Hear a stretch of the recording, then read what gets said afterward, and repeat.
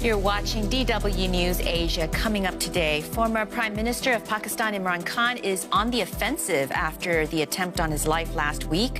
He accuses the current Prime Minister and the military for being behind the attack. They are threatened. They know elections, they cannot compete. And so their motive was to get me out of the way. They tried other ways. They tried to disqualify me.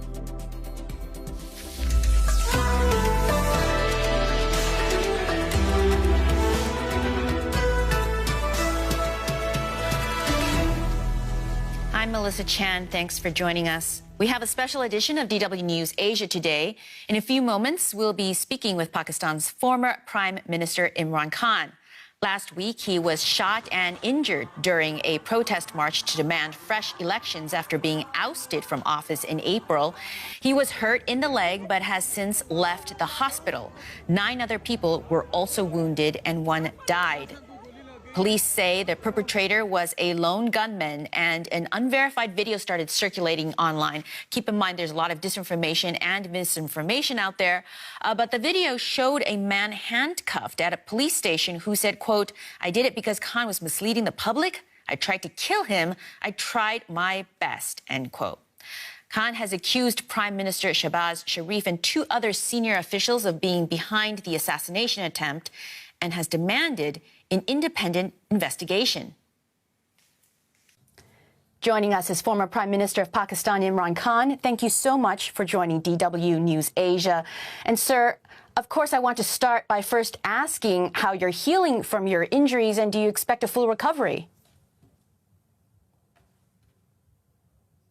I'm healing. I have 2 bullet wounds in my thigh and 1 in my shin bone. All 3 have been removed. And now my bones cracked, so it needs 4 to 6 weeks rest. I can't put weight on it until it recovers. The bullets from my thighs have been taken out, and they are flesh wounds. So full recovery, hopefully in 4 weeks' time.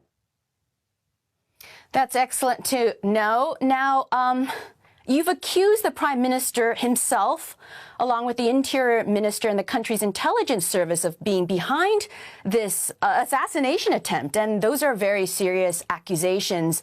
What kind of proof have you been able to provide, and why are you saying this? Well, first of all, let me explain that the people who are threatened the most, who would want me to be eliminated, is the current government. Because since the last 6 months, since my government has been out of office or through a conspiracy, the party's popularity is unprecedented. No party has had such public acceptability as mine. So we have won out of 37 by-elections in the past 5 months.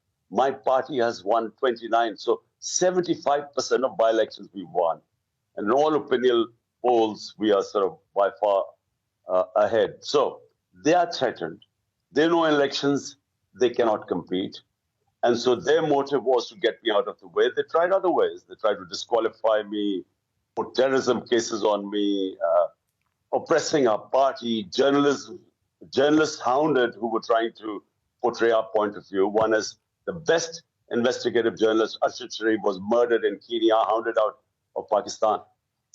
So this was a plan to get me out of the way. So those two, and let me tell you, the Prime Minister, the Interior Minister. But, sir, very quickly, what you've provided is contextual. There are certainly people who would benefit from harming you. So, but it is a little bit like Sherlock Holmes. It's deductive. You believe there's a plot based on a pattern of what critics have said. But what is the hard evidence? Because what you've provided is circumstantial. Look, I know these 3 people were involved because I knew about the plot. The plot started 2 months back. They decided to bump me off by saying a religious fanatic had killed me. So 2 months back, they started this campaign. It was the video was made by these intelligence agency. It went on to the politicians, on the state media, where they consistently started this campaign that I offended I committed blasphemy, and these religious sentiments were upset. So I then exposed this on the 24th of September, on the 7th of October, in a public, a big rally, saying exactly this: that this is the plot, and they will have me bumped off by a religious fanatic, pretending that I'd offended, I'd committed blasphemy. Now, So you this were is the warned pattern about that this. followed. You were warned about this, and so you believe that as a result of being warned, then it has to be the prime minister and the military apparatus behind this. And so if you knew about this, I want to ask about the security, because when I look at the videos of you doing this long march, there doesn't seem to be a lot of security. Did you just ignore the warnings, or did you decide to just take extraordinary risks to your own life, but also to those who support you? Look, past 6 months, I have been in the public. I've held 60 public rallies, almost to record. And then this March. So there was always going to be risk. So many of the rally, before I was holding a rally, they would say, your life is at threat, there's a terrorist threat. This went on for 6 months. Now, I have the options. Do I stay at home and stop this injustice that has happened to Pakistan, where they've plonked the biggest crooks of this country, who've been looting the country for 30 years, they plonk on us, and we expected to sit quietly like a herd of sheep? Or were we going to stand up to the injustice? So I decided that whatever the risk, I would go out in the public. So there were always going to be a risk. But I know who was being threatened, and I know who plotted it. And that's why I want an independent investigation. Got it. Now, you're doing this march, you're resuming it. Is part of your goal here to bring down the system? Because if you're as popular as you say, and the by-election certainly suggests that, why don't you wait until the next election? Why are you trying to force this to happen now? Can't you wait until next year? You will still likely be as popular as you say next year, if that's what you believe. Melissa, it's not about me being popular and winning the elections. We will win the elections, inshallah, whenever they are held. The point is, Pakistan is going down. We are now nearing default. My worry is that by the time these criminals who've been imposed on us, by the time they go, the country might go to a point of no return. What we are seeing is our economy is tanked. All economic indicators have gone down. Exports, economic growth, agricultural growth, everything is heading down.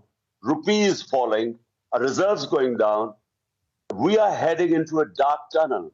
The only way out of this are free and fair elections. Why? Because when you have free and fair elections, you will have a government for 5 years.